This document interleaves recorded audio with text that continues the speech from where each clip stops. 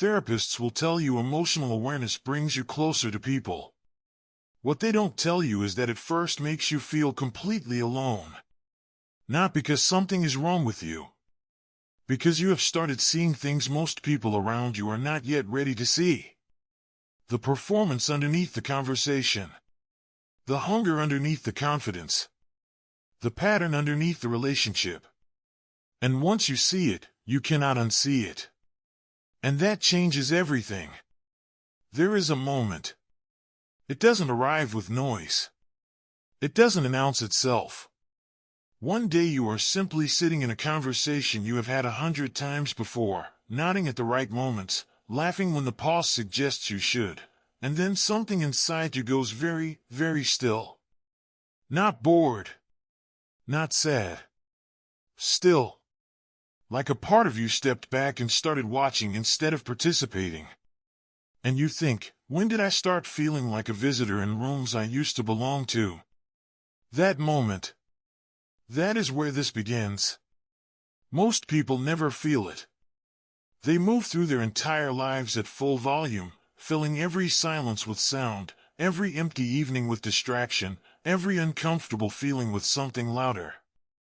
And they are fine. Genuinely fine. Because you cannot miss a frequency you have never tuned into. But you felt it.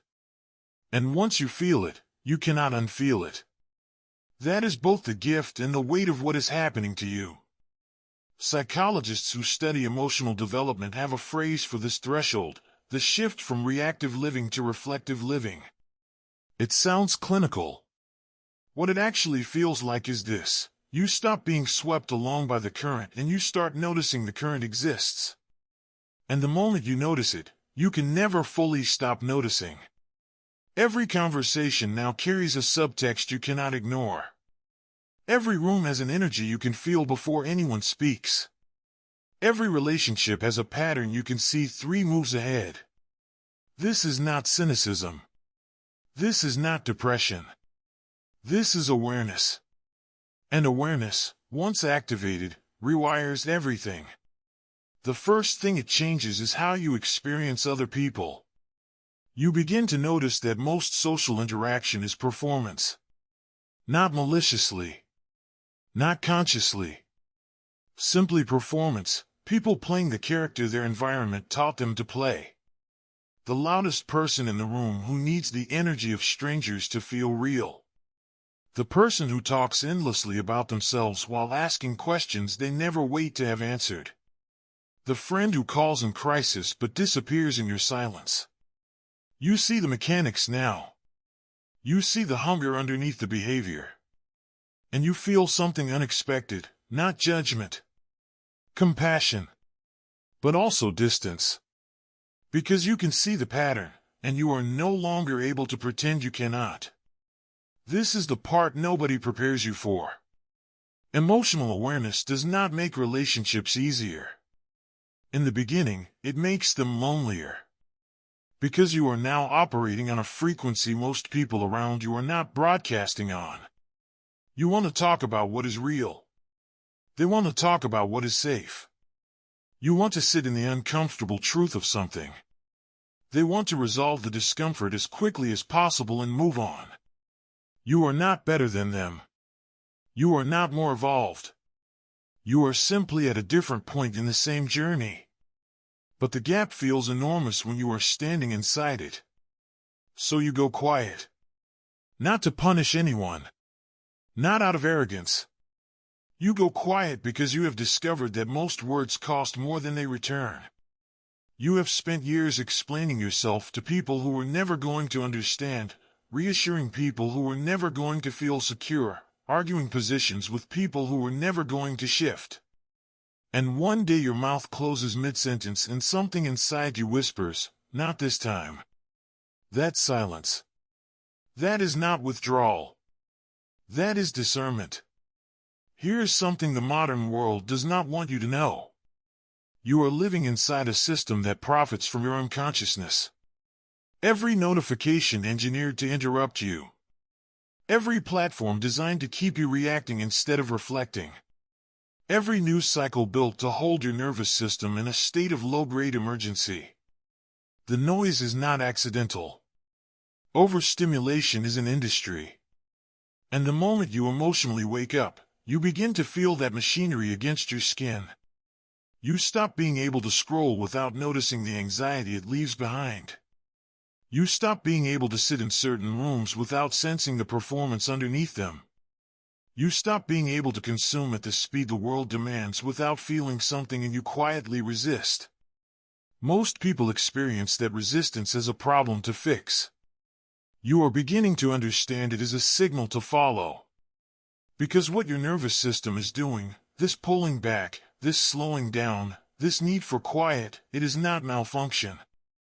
Researchers at the University of California studying emotional regulation found that individuals with higher emotional awareness demonstrate measurably stronger activity in the prefrontal cortex, the region responsible for reflection, long-term thinking, and what scientists simply call wisdom. In other words, your brain is not shutting down. It is upgrading. The stillness you feel is not emptiness. It is space being cleared. And what gets cleared first is the noise you were carrying that never belonged to you. The anxieties you absorbed from a parent who never resolved their own. The need for approval that was installed before you were old enough to question it. The compulsive helpfulness that was never really kindness but was always fear, fear of what would happen if you stopped being useful. You carried all of it so naturally that you mistook it for personality. It was not your personality. It was your adaptation. And awareness slowly, sometimes painfully, shows you the difference. This is the part of the awakening nobody puts on a motivational poster. Because it is not peaceful at first. It is disorienting. You start to grieve the version of yourself that was easier to be around. The one who never made anyone uncomfortable by going quiet.